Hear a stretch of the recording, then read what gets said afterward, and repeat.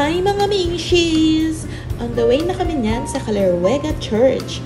So medyo malayo-layo din to sa amin. Nakakailang punta na rin naman kami dito. Pero kasi sa boundary pa siya ng Batangas and Tagaytay. So kahit taga-Imus, Cavite kami, medyo mahaba pa rin yung biyahe. Napakaganda ng tanawin dyan mga zeze. Yun nga lang, lubak-lubak ang ibang parte ng kalsada. Nagtanong naman kami dun sa staff dun. Sabi naman ay hindi daw yun sakop kasi ng local government. So, simbahan daw ang dapat magpagawa nun. Kasi considered na siya as private property. Kaya yun, naniningil sila ng entrance fee and parang may parking fee. Basta ganun, kaya meron akong parang parang bracelet. So ayan, nagtirik na nga ako ng kandila. Habang naghihintay kay Father, ay nagdasal-dasal muna kami dyan. So nagpunta talaga kami dyan para magpa-bless ng aming sasakyan. Ayan na nga si Father. Gracias po. Bless po. Bless you. Girl siya, no? Opo, girl. Ano nangyari sa'yo? Ba't ka nagkaroon ng rashes? Yamas na. Gracias po. Bless po, bless po. Mainit pag mainit po.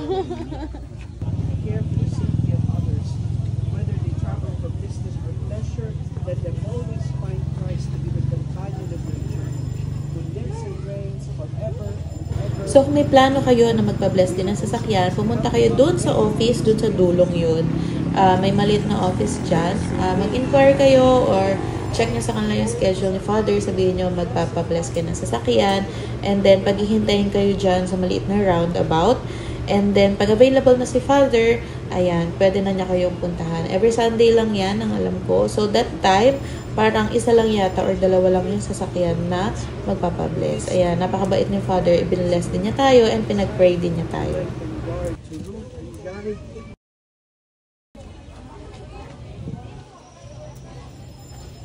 The Lord be with you and with your spirit. And may Almighty God bless you, the Father, the Son, the Holy Spirit. Okay po. Taga saan po kayo? Imus po. Palagi po kayo dito. Ayan, dahil sa gutom, pumunta kami ng Bulalo Capital sa Tagaytay branch. Ito yung branch na nasa left side kung galing ka ng roundabout.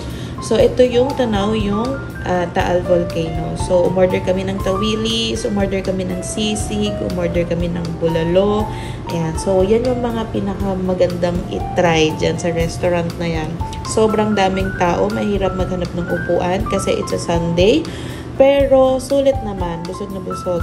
And ayan, makikita nyo ang baby nanonood ng cellphone. Hindi natin may iwasan yan. So, ayan, try nyo na yan.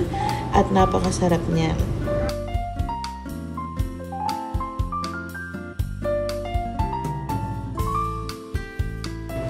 So, kung kayo nga ay kumain sa Bulalo Capital, meron kayong resibo, katumbas niya ng entrance fee dito sa kanilang mga eme-eme. So, meron niyang pababa and meron din niyang paakyat. So, yung paakyat hindi na namin nakunan kasi masyado ng foggy at baka makasama kay baby. So, ayun nga, ina-try na rin namin yan before. So, ayan, bumaba lang kami dyan.